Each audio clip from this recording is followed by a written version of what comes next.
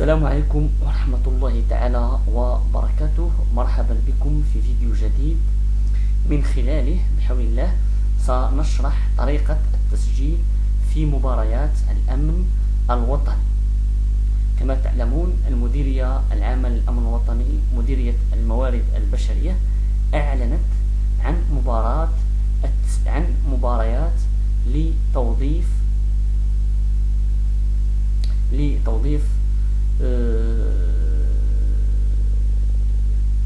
في صفوف الأمن الوطني برسم الموسم 2020.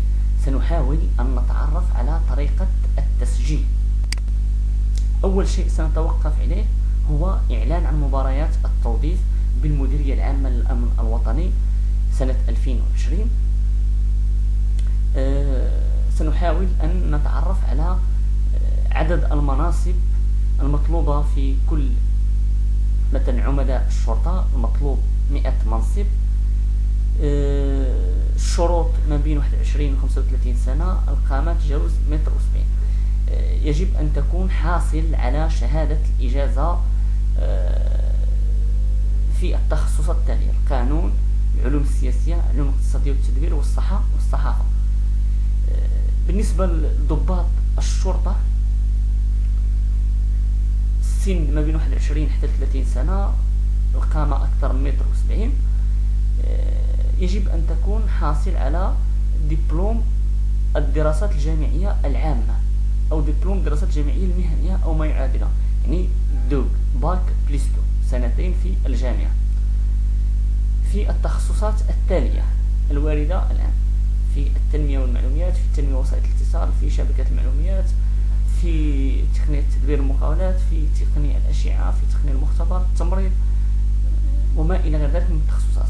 بالنسبة لضباط الأمن عدد المناصب 70.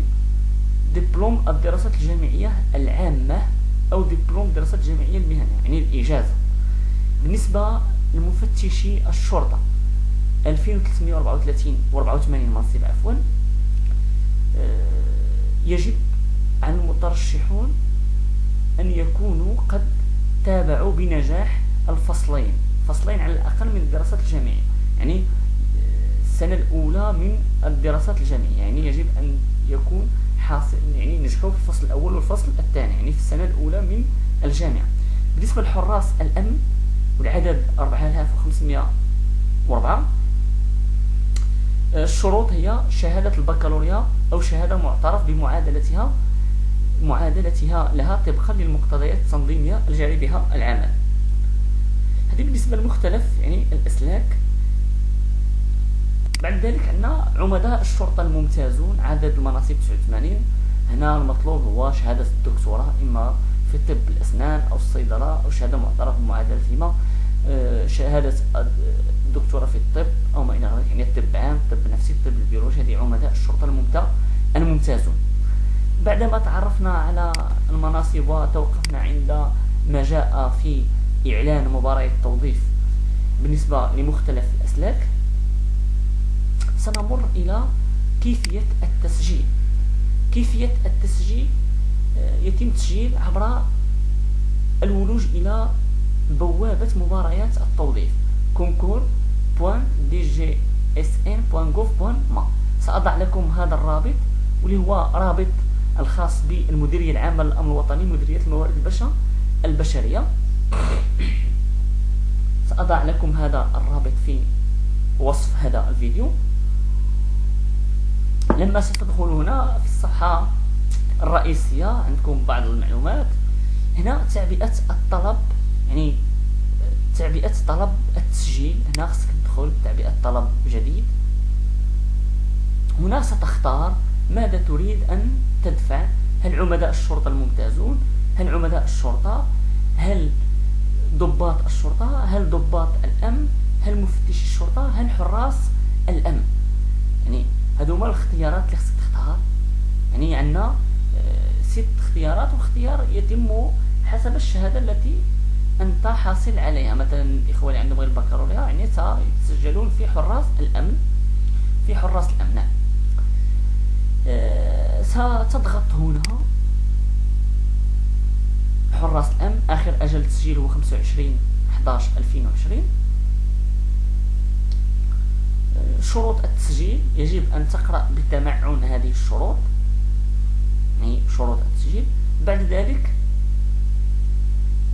تتعرف على الاختبارات التي ستجتازها، الاختبارات الشفوية والتطبيقية، الاختبارات في الرياضة. يمكنك الاطلاع على الإعلام ديال المباراة، يمكن الاطلاع على القرار المنظم لهذه المباراة، يمكنك التوجه نحو ملء الاستمارة، يعني غندير ملء الاستمارة بالنسبة لحراس الأمن. بعدما دخلت إلى ملء الاستمارة لديك بعض الشروط والأحكام يجب قراءتها بتأني، ويجب أن تضع أنك قرأت ووافقت على هذه الشروط، يعني دير كوشي على هذه العلامة هنا، بالتالي دير أوافق. لما ستضع أوافق ستدخل في هذه البوابة ديال حراس الأمن، فيها 5 مراحل، 5 ديال ليزيتاب.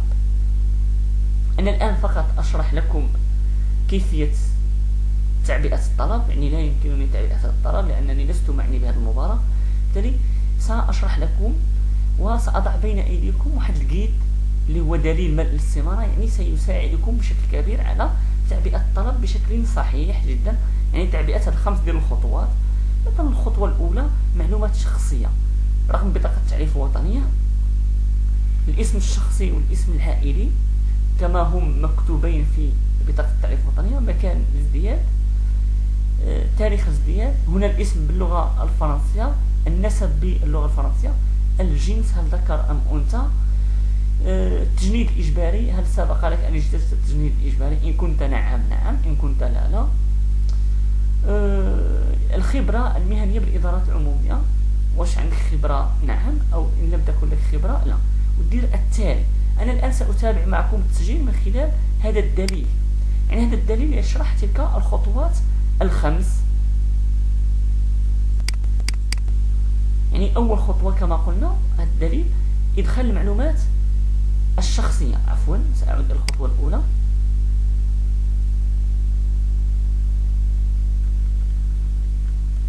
هذا الدليل يشرح الخطوات. الخطوة الأولى رقم 1 هي إدخال المعلومات الشخصية كما كان موضح قبل قليل، إدخال بطاقة التعريف الوطنية، الاسم الشخصي، الاسم العائلي باللغة الفرنسية والعربية، مكان الازدياد، أدخل مكان الازدياد إما باللغة العربية أو الفرنسية لا بأس، يعني تاريخ الازدياد، مكان الازدياد وتاريخ الازدياد، الجنس، التجنيد هل سبق لك استفدت من التجنيد الإجباري أم لا، هل لك خبرة في الإدارات العمومية هل نعم أم لا. الخطوة الثانية بعد ما غدير عمر المعلومات ستضغط هنا على التالي، يعني وستمر إلى الخطوة التالية، مرحلة إدخال عناوين التواصل، يعني العناوين التي من خلالها سيتمكن أو ستتمكن المديرية العامة للأمن الوطني من التواصل معك وإخبارك مثلا بالمباراة وما إلى غير ذلك. عنوان الإقامة، يعني العنوان الذي تقوم به باللغة العربية واللغة الفرنسية. مدينة الإقامة، نعم طبعا باللغتين. عنوان السكن للتواصل، العنوان اللي راك كتسكن فيه من أجل التواصل. رقم الهاتف، رقم الهاتف 2 أو رقم أحد الأقارب، عندك رقم الهاتف 1 ورقم الهاتف 2، يمكن لك تكتب رقم في خانة رقم الهاتف 1 الرقم الشخصي ديالك، ورقم الهاتف 2 رقم الهاتف أحد الأقارب، لكي في حالة ما إن كان هاتفك غير مشغل يمكنهم الاتصال في الهاتف الثاني. الحساب الإلكتروني هو الجيميل، دير جيميل صحيح تستعمله من أجل التوصل بالرسائل. بعد ذلك ستمر إلى التالي، بعد ما تملأ المطير ستمر إلى التالي، مرحلة إدخال الشهادات والدبلومات، يعني كل واحد يدخل الشواهد التي يتوفر عليها، يعني المديرية العامة للأمن الوطني هنا تشرح يعني بشكل مفصل الشواهد. مثلا يجب إدخال الشهادة المخولة لاجتياز هذه المباراة، أنت تريد مثلا أن تجتاز مباراة عمداء الشرطة أو ضباط الممتازون أو ضباط الصف، يعني خصك تدخل الشهادة المطلوبة. مثلا إدخال التخصصات بالعربية والفرنسية، تخصص الدروا ليكونومي كذا وما الى ذلك. ادخال المستوى الدراسي باللغه العربيه واللغه الفرنسيه، تكتب اما باك بليس دو بالفرنسيه وتكتبها باللغه. ادخال الشهادات المحصل عليها باللغه العربيه واللغه الفرنسيه. هنا يعني غتدخل كما هو مطلوب هنا، يجب ادخال الشهاده المخوله لاجتياز هذه المباراه. يعني مثلا باش نرجع لهنا، مثلا هنا باغي تدوز عملاء الشرطه، يعني خصك تدخل الشهاده ديال الاجازه في التخصصات القانونيه. ولكن اللي باغي يدوز مثلا حراس الامن خصو يدخل مثلا شهاده البكالوريا، يعني هي الشهاده المطلوبه مثلا لاجتياز حراس الامن. سأعود إلى هنا لهذا الجيد. المؤسسة التي حصلت فيها على هذه الشهادة، الميزة هل مقبول أم مستحسن أم حسن أم إلى غيره، المعدل العام ديال الشهادة، تاريخ لجنة المداولة يعني تاريخ الحصول على هذه الشهادة، اسم المؤسسة التي حصلت من خلالها على هذه الشهادة المخولة لاجتياز المباراة. عند الانتهاء اضغط هنا لتضيف الشهادة في الجدول أسفله. يمكنك إدخال أكثر من شهادة، مسموح لك إدخال أكثر، لكن هنا ستضيف الشهادة. مثلا عندك البكالوريا، يعني ستضيف شهادة البكالوريا. نعم، هنا يعني يجب إدخال الشهادة المخولة لاجتياز هذه المباراة على الأقل. يعني مثلا يمكن لك أنت مثلا باغي تجتاز مباراة حراس الأمن، هما طالبين البكالوريا، يمكن لك تدخل البكالوريا. ولكن إذا كانت عندك البكالوريا وفي نفس الوقت الإجازة، يمكن لك تدخل الشهادتين معا. ولكن أنا الشهادة التي تخول لك اجتياز حراس الأمن هي شهادة البكالوريا. بعد ذلك هذه الخطوة الثالثة، سنمر إلى الخطوة الرابعة، مرحلة إدخال اللغات التي يتقنها المترشح. إرشادات: يمكن إدخال أكثر من لغة. إن كنت تتقن اللغة الفرنسية والإنجليزية يمكن إدخال اللغات التي يتقنها المترشح. أدخل شهادة إجادة اللغة في حالة وجودها بالعربية أو الفرنسية.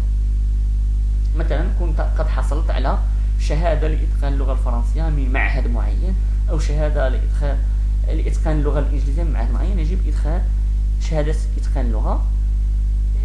مستوى إجادة اللغة، يعني مستوى اللغة واش هي عربية أو فرنسية أو إنجليزية.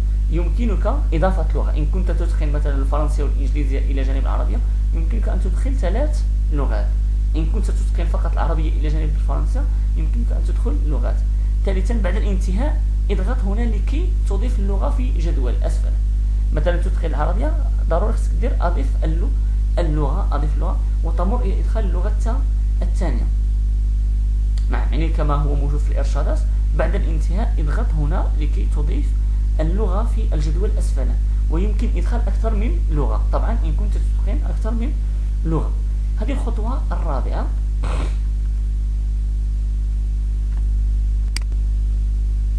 الآن سنمر إلى الخطوة الخامسة، معلومات إضافية.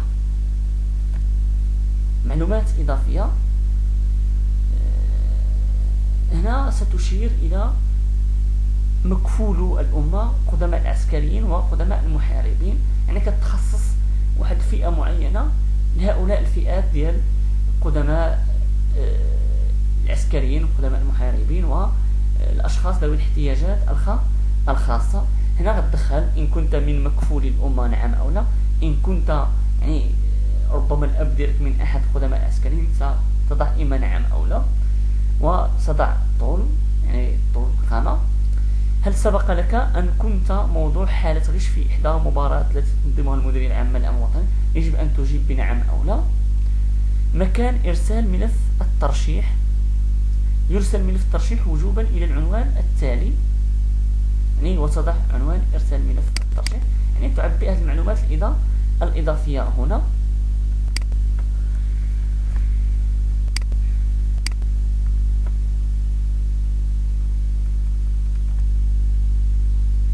سأعود إلى الأعلى.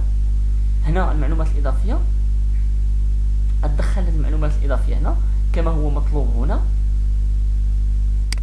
كما هو منصوص عليه هنا في هذه الصفحة.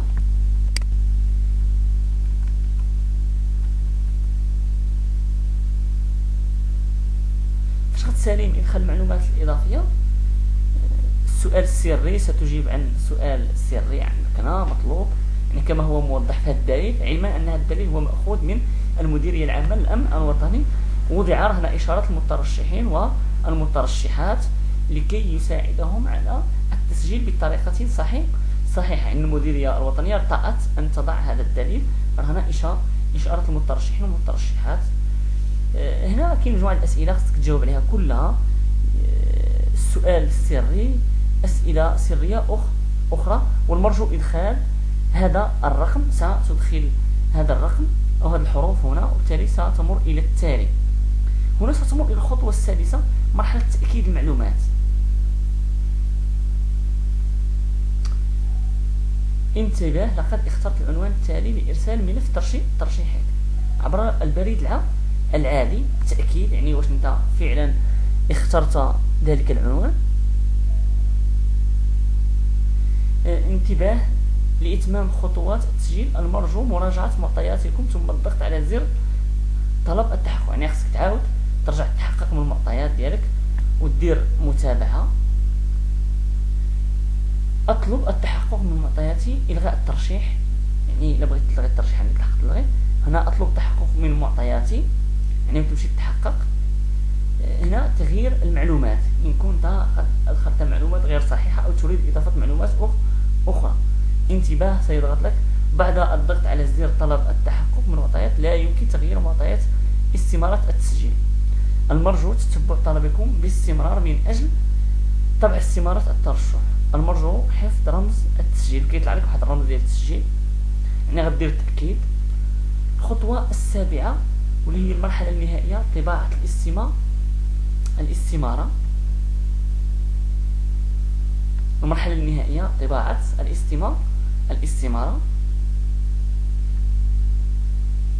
هنا غيطلع لك المعطيات ديالك، الشهادات، طبع الاستمارة، يعني غتقوم بعملية طبع الاستمارة لكي تحتفظ على تلك المطبوع الذي ستحتاجه في ملف الترشيح الذي سنعود إليه بعد قليل.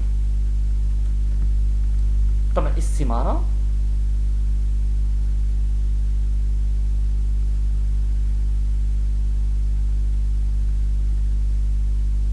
هذا نموذج ديال التسجيل، بالتالي غتحصل على هذا النموذج ديال التسجيل على هذا الشكل. يرجى طباعة استمارة التسجيل وإرسالها عبر البريد إلى المقر الذي اخترته أثناء التسجيل، يعني المقر الذي تريد أن تدفع فيه ملف الترشيح. بالتالي غتطبع واحد الاستمارة بهذا الشكل. تتبع طلب التسجيل، يعني يمكنك العودة بعد ذلك إلى الموقع الرسمي للمديرية العامة للأمن الوطني من أجل تتبع طلب التسجيل. يمكن للمترشح أن يتتبع طلب تسجيله داخل بوابة مباراة التوظيف، وذلك بإدخال رمز التسجيل ورقم بطاقة التعريف الوطنية. يعني إذا بغيتي تتبع رمز التسجيل غتحصل عليه رقم بطاقة التعريف الوطنية وتدخل هذه الأرقام هادو. بعد ذلك يعني ستتعرف على وضعية الطلب. إن نسيت رقم التسجيل يمكنك أن تتبع مرحلة أخرى. وبالتالي يمكن لك تشوف الوضعية ديال الطلب. مثلا ستسأل لك تمت معالجة معطياتكم بنجاح، المرجو طباعة الاستمارة التسجيل وإرسال ملف الترشيح، انظر أعلاه إلى المفوضية الشرطة العروي مثلا، أو إلى المكان الذي اخترت أنت أن تضع فيه الملف. في حالة نسيان رقم التسجيل كما قلت لكم، يمكن المترشح استرجاع رقم التسجيل عبر الدخول إلى تتبع طلب التسجيل ثم الضغط على زر نسيت رقم التسجيل، ويدخل فقط بطاقة التعريف الوطنية لكي يحصل على رقم التسجيل، وبالتالي سيتمكن من استرجاع رقم التسجيل. هنا دائما المترشح سيقوم بطلب التسجيل. الآن سنمر إلى شروط المشاركة في هذه المباراة. الشروط عندنا شروط عامة، يعني المتوفر على القوة البصرية، المتوفر على قوة السمع، المؤهلين بدنيا ونفسيا لمزاولة هذه المهنة. لدينا هنا مسطرة الترشيح. المسطرة ديال الترشيح يعني أولا يتم التسجيل عبر البوابة.